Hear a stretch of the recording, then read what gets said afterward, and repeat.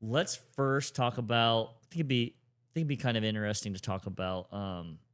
Trump, through an executive order, has signed the ability for people to start using psychedelic drugs Mm-hmm. to be able to deal with their mental health, and it's especially through like I think it's not that it's Yeah. only for this, but it's kind of focused on veterans. And some people that have done this have kind of sworn by it, and it's not like a, So psychedelics. So that's what we need is a bunch of like people struggling with PTSD seeing stuff. well, Like I'm not sure I think there's like it's not like, hey, here's a shroom, go do some shrooms. I Yeah. think it's like under the care of a hospital when you're doing it, and there's certain amounts that they give you, and there's a certain thing that they're trying to get you to go into this like visionary state. I don't know tons about it. I've heard Joe Rogan talk about it quite a bit. He's pushed it a lot, but there are people that say they swear by it, and they don't have to keep on taking them. It's not a drug that that what are those drugs called that SSRIs, SNRIs. Yeah, that they put on people for years and years, and they really don't work, or they do work, but it's not something that actually cures you. If I they will do tell work. you they don't work. Well, actually, when I was listening, when Trump announced this, there was a doctor on, and Trump asked if those work, and she said it only works 20 to 30% of the people that take them, That might work. That might be true. which is And then interesting. I would like It's to. like, I have more questions about that though. Like Here- I'd like to talk to those 20 to 30% of people that actually say it works, and actually dive into what is being fixed and what's working. here, look this up. What percentage of women are on, what are they called, SSRIs? Google that real quick, because there was a high percentage of women that are on it in the United States. So what percentage, Google that, what percentage of women are on SSRIs in the United States? And then you look at this number, and it's a high percent. I think it's like 40% or something like that, but you'll find it here in a second. And then you get a whole bunch of these people taking these chemicals, this medicine that changes the way you think and who you are, and a lot of them, it doesn't even work. Okay, so I asked for SSRIs and SNRIs Uh-huh. because they are different. They do two different things. Okay. But they're both widely used for depression and anxiety. SSRIs are typically used for depression and anxiety and depression. And then SNRIs are typically used for just depression. Okay. And this says 15 to 18%. Okay. So it says 15 to 18% of women are on. 15, yeah, approximately Seems 15. low. Are you sure? I don't know. It's How all did you over word the the que- place. how did you word I the question? put, what percentage of women are on SSRIs and SNRIs In the United in the States? U.S.? And it said only 16%. It says 15 to 18% of adult women in the U.S. take antidepressant medication. A rate roughly doubled that of men. I find that Antidepressants in the U.S. Antidepressants in the past 30 days, with usage increasing to 24% among women aged 60 and older. I don't understand. It's got so many numbers. Google sucks. Try to find a different website. Is there like a medical website that you can find that would be a little bit more accurate? This is pulling from the CDC. Oh, it's pulling from the CDC. That'd be great. Well, it's not great, but I thought it was much higher. And then the numbers that I had heard were like 40%. But if it's 15%, that means if you have 10 women, only one is going to have depression or be on medication like that. I can tell you when I'm talking to someone on them. They seem a little out of it, or what? Oh, they're just detached. They're completely just... And that's how I was when they put me on them for, like, they put me on and off them for 10 years. Different, well, not on and off, but just different ones for 10 years straight. And I felt miserable. I got worse. Yeah, and And they just kept on prescribing you higher different and higher ones, doses. higher doses, different ones. Oh, this one makes you nauseous. Try this one with it. So by the end of it, I was on like 5 different medications, and half of them were to fix the The side effect. side effects of the other ones. Yeah. And it just got ridiculous. I felt worse. I You- went through a stage where I wanted to just myself. Yeah. It was horrible. Well, you were at one point. I remember like you would wake up, and like the sheets would be a sweat mark. It was crazy. Like there was literally like a sweat mark where you slept because your body. I think you were going through withdrawals while you slept. I stopped taking them. Yeah. That was when I stopped taking them. And they tell you not to stop taking them cold turkey, and I did. No, this is when you were on them. Oh, this was when This I was is when on you them? were on them, and Gosh, I don't literally remember. at night, because they were wear off, your body was going through withdrawals. It was nuts. I hated being on them, and if anyone asks me, I never recommend them. Yeah. Just from the experience I had from them. I think, everybody's body is different. And yeah, I would say in general, I probably agree with you. I always remember like the Tom Cruise when he was being interviewed. Remember, he's like, thought he was crazy he's then. He's like, you don't even know anything about him. When he, Guy probably didn't. But yeah, it was what Matt Lauer, I think, was interviewing him. Yeah. I think. And he was like, you don't know what you're even talking about. Yeah. And that was back where no one really questioned him. Now a lot of people are questioning him. So it's interesting. The studies have come out. They're starting to come out. These studies are coming out that they are largely ineffective. Yeah. I mean, I don't know. It's hard for me to like have a strong opinion just because I've never, like, depression just doesn't run in our family. And I've never really felt it. If I'm sad, I'm sad for an hour or two, and then I get over it. Just great. It worked out great for me because I always knew I had like a something steady to hold on to. Yeah, and that was always you. But you didn't really have any of these issues until we got married, or not married. Had babies. Until you married me. That's when you got depressed. Yeah, that when I started having babies. When you started having babies, like every time you had a baby for 2 years, it was horrible. I didn't feel like myself. Yeah.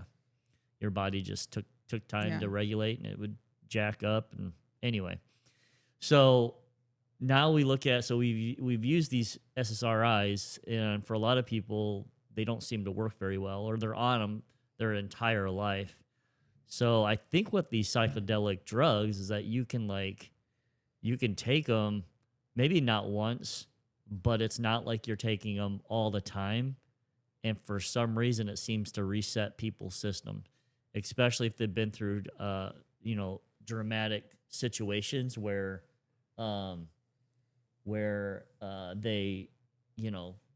they've got depression, not just because of chemical imbalance, but something has happened. A lot of our soldiers, have seen some rough stuff, and trauma had to make, tough decisions, and the trauma is what's brought them there. We've got 17 to 18 deaths per year for our veterans. It's a lot. And then I think 17 to 18 per year or per day? Sorry, I said year. I said per year, per day. So 17 to 18 deaths per day. And then you got 130-ish that just normal people, including our veterans, that pass away in the United States through ending their life. So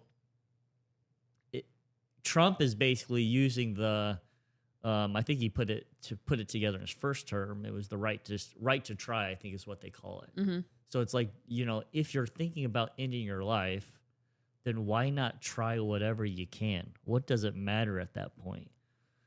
So, we should be promoting good health and trying to live, not like Canada that has the MAID program. Oh, you feel bad about yourself? How about MAID? Yeah.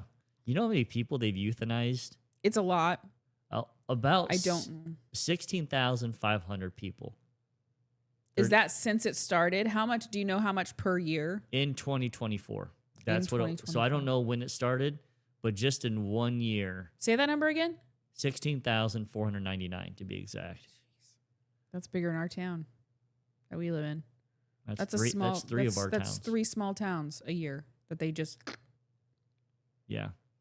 So, people are ending their lives, it's like, why not try every possible thing you can, whether legal or illegal at that point? Who really cares? But it's, to me, it'd be a lot better if there was something that was legal.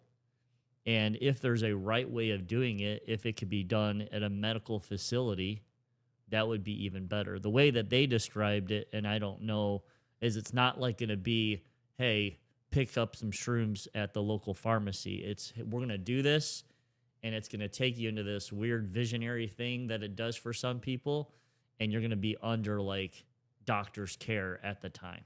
So they're going to be admitted. Like in a controlled place. Yes. Yep. But I think a lot of people, they'll go to like Peru and, you know, they do these, Joe Rogan's talked about it. But they'll do this insane thing and they go through like these dreams or nightmares or whatever they want to call them. But when they come out, they seem to be completely cured. I mean, there's some people that will swear up and down by them that they're completely cured the moment that they come out of this dream state or whatever. Yeah, I'd like to see more research on that done and very controlled, because those types of things can get really dangerous. Yeah. I don't know enough about them to be completely for it, but I can tell you I'm for it just because if they're going down that path of, you know, ending their life, it's like at this point, why not? Now maybe a doctor has to find out, okay, are we at that stage where, I mean, if someone just starts to go through the, okay, I have depression, I don't know if that's when you use it, right? It maybe it is, but maybe it's more for the severe stuff. I don't know. But I think the more that you do it, the more trials that they have, the more data that they can get on it, the better it is. Yeah. And, you know, maybe they find out a couple of years from now it doesn't work and they need to just remove the eye as an option. That's the problem with those things, though. When they don't work, there's companies and special interests that are behind them to where if they don't work, they lose a lot of money. So they push it. The same reason why with the SSRIs and the SNRIs, how they largely don't work, but they're still widely pushed because of special interests. Well, it makes them money. And the pharmaceuticals don't want the shrooms to be used because... Well, if they work, they only take it once or maybe twice versus an SSRI where you got to take it every single day for the rest of your life because it never really take off. works. You get off when you start withdrawing. You have night sweats. Yeah, just drenched with sweat. It was crazy. I do remember that. I remember just being drenched in sweat in the evening. Yeah. So Barbara said, I don't understand how psychedelic drugs could help. That just sounds bizarre. Add one problem on top of another doesn't make any sense to me. Well, and I think we have, in my opinion... Well, what we have now isn't any better. Well, in my opinion, we have a way of looking at certain drugs because they've been illegal. You know, we look at illegal drugs, especially if you're a member of our church, we're told not to use drugs, right? But we have illegal drugs, and that seems to be like, okay, now these drugs here are bad, even though they might use like fentanyl, for example. Well, they use fentanyl in hospitals all the time. One of my friends' spouses had surgery. They gave her fentanyl. But yeah, street fentanyl is something completely, dangerous. So I think we've got to stop, in my opinion, we have to stop looking at marijuana, drugs, that are normally street, drugs as something horrible. In my opinion, versus... Well, marijuana stinks, so... I don't want to be around people on it. You can get them in gummies. You don't have to smoke them anymore. Come on. This is 2025. All right, I get it. Yeah, maybe you're right. You're definitely right there, but I get really annoyed with people who smoke it because you smell bad. Yeah, you do. Well, I'm telling you right now. Cigarettes, I don't like that. Yeah, cigarettes, like it makes you smell it. And you know how I feel about people who don't care that they're stinky. Yes, we know. It is disrespectful. Yeah, if our daughter's friends come over that are like, there's like that age group with kids where they don't put on deodorant all the time or they don't yet, and you have to tell them like, hey, it's time because you smell like a PE locker room. Yeah. So, but April's not afraid to tell my daughter's friends that you stink and you need to wear deodorant. But anyway, back Back to the marijuana. Why don't we like it? Well, Why do no, we need to stop no, looking for it? I'm not. For me, I'm not against. I'm against it as a recreational drug, but if it makes someone healthier, then Yeah, but why not use it? If but I'm it, going to kill, in my life, or if I'm always miserable and I can go to a doctor, be in a controlled area, and take the medicine. And this is me, guys. I've never used any drugs. I've never smoked. I've never drank. I've known people that use I've, marijuana, and I've, they're dumb as rocks. They're slow. They're docile. They're just not. It makes you dumb. Are you talking about the ones that use it all the time and they smoke Yeah. it and it stinks? Mhm. Yeah, Yeah. I'm not talking about that. I'm Okay. talking about people. Well, I don't know. Like, I'm talking about people like that are related to you that use it, that we love and are really good people. Yeah, you got nothing to say now. that person's not dumb, but a lot of people that smoke it are. I've met them. Yeah, and again, Maybe it just takes a dumb person to smoke it. I think we think of when we were in high school and the kids that wore short shirts that had shrooms and they smelled like stinky weed all the time. And their And grades they were had like long, below greasy average. hair. Yeah, I'm not talking about that stuff. I'm talking about an ex-Marine that is suffering day in and day out because of things he had to see. Yeah, I'm talking I get about that. I the get that. girl that got raped. I'm talking about those people that it's like, Oh, you could live your life in misery. you can't say that word. Oh, that's true. I probably shouldn't have said. But I'm talking about people that get what they call Essayed. SA'd, and they, are struggling their whole entire life. But if they take this for some reason, it helps them. And I don't understand the science behind it, but I still think it would be good for them to have that as an option.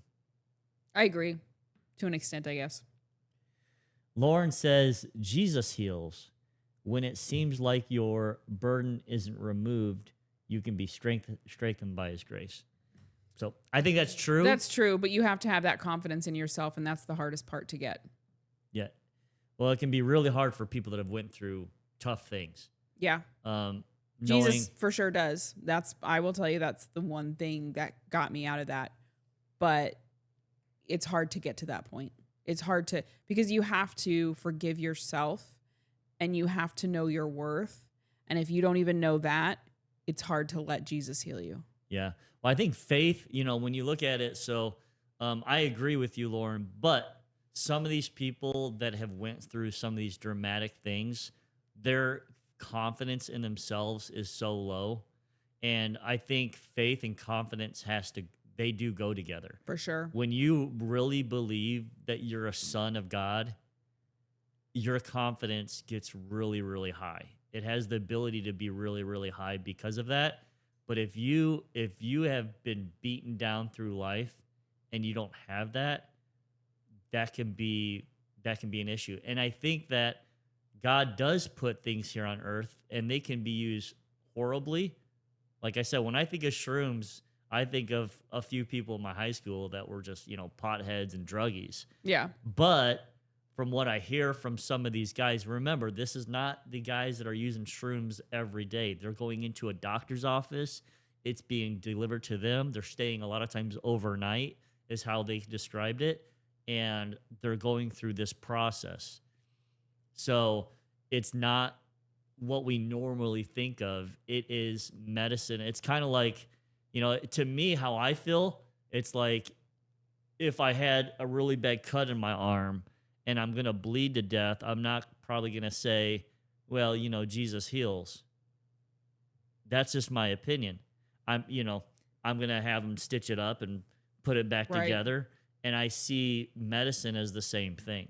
I see this as an opportunity. Again, I don't know if it's right or wrong, but I'm for the chance for people to use it to see if it's going to work for them. That's for sure. Yeah. No, I definitely agree with that, because going through it, for 10 years of, having faith, but not truly understanding my worth, that it makes it near impossible. You have to understand your worth and you have to be able to get past your trauma before you can see the healing grace of Christ. Yeah. Agreed.